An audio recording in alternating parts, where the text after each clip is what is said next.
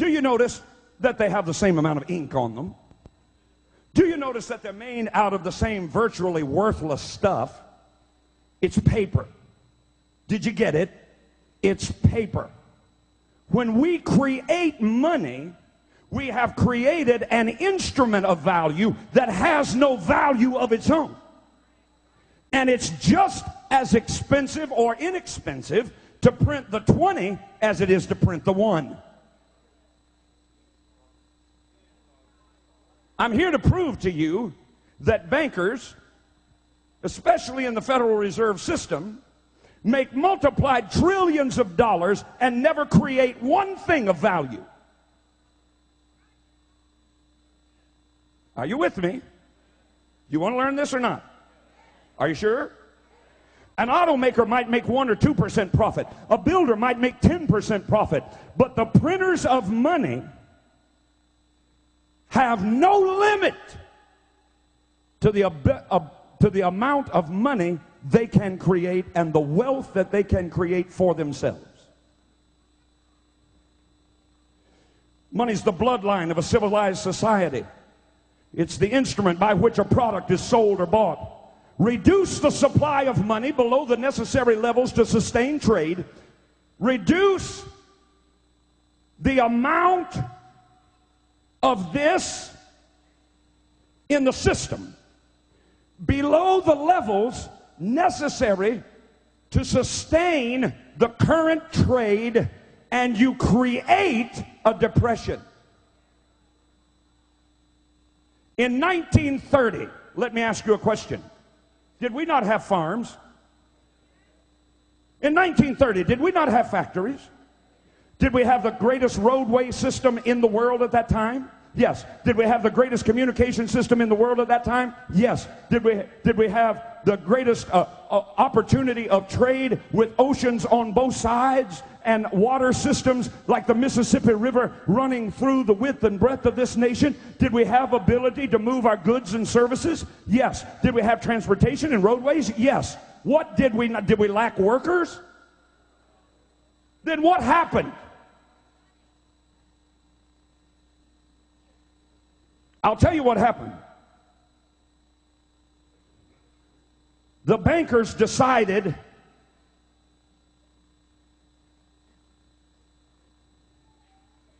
no more money for you. They got out of the stock market. I can give you the family names. They got out of the stock market the year before. Do you know all the money that was lost in the stock market as people began to sell their stocks one after the other, after the other, after the other, and stocks that were valued at $10,000 were selling for 15 cents? And then they had to make a run on the bank because the banks, the stock market had said, oh, I'll tell you what you can do. You can borrow on margin. In other words, you can buy, the economy's really good here in the late 20s. Here's what you can do. You can borrow on margin for stocks. You can buy a stock at $100 worth of stock. You can buy it for $10, and we'll lend you the other money to buy the stock, and the stock is skyrocketing, so you stand to make a great profit.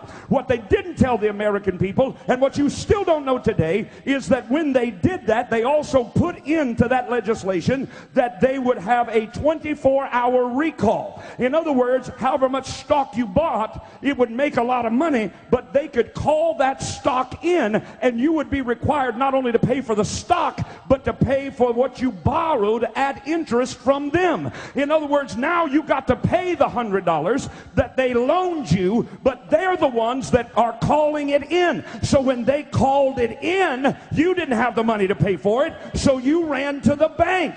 But the bank only keeps 20% money on hand. They loan the rest of it out, so only 20% of the people could get any of their money out of the bank. So the banks collapsed, the stock market collapsed, all at the whim of the bankers who decided they wanted to make the money. Watch me. Watch me. All that stuff was being sold.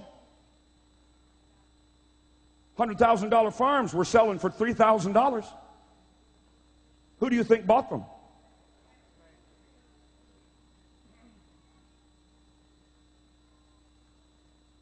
Why are you looking at me funny? You know what you're looking at?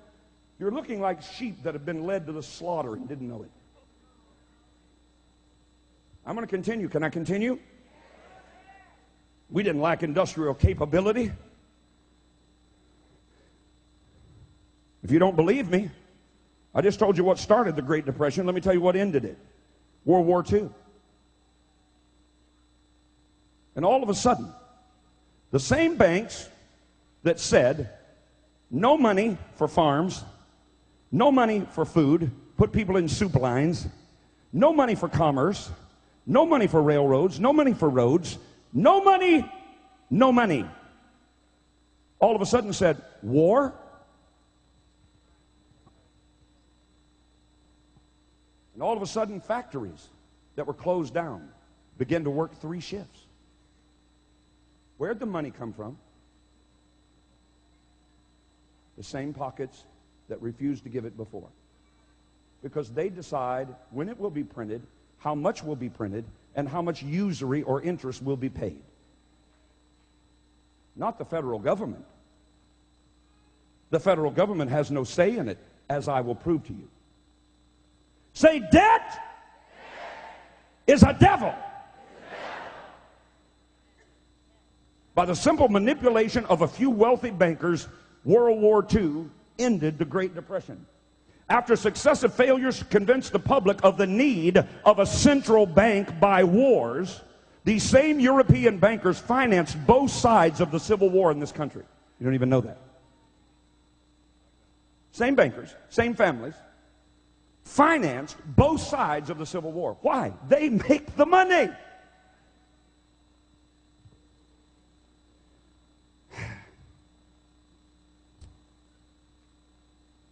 After they couldn't get the American people to swallow the lie of a central bank by creating war, they decided they would artificially create, listen to me, recessions, depressions, inflations, and panics. Since only a small amount of deposits are stored at the bank, about 20%, the other 80% is out on loan with security of property and your promise to pay it back. A simple rumor of a bank's insolvency would make a run on that bank. Everybody would get nervous, go pull their money out of the bank, and that bank would collapse. And then the international bankers who started the rumor in the first place would look like prophets. P-R-O-P-H-E-T-S, prophet.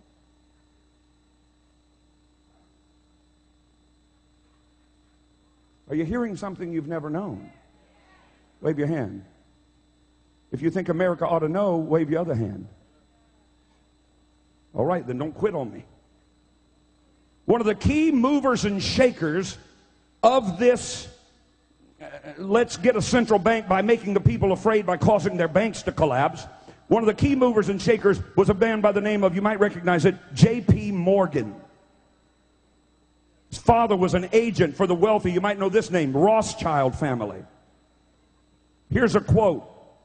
The Federal Reserve. In 1869, J.P. Morgan went to London and reached an agreement for a company known as the Northern Securities that was intended to act as the international bank, as the agent for the Rothschild company in the United States. The first major panic created by the international bankers occurred in 1893 when local bankers from around the nation were told to call in all their loans. Told by who? By these wealthy bankers.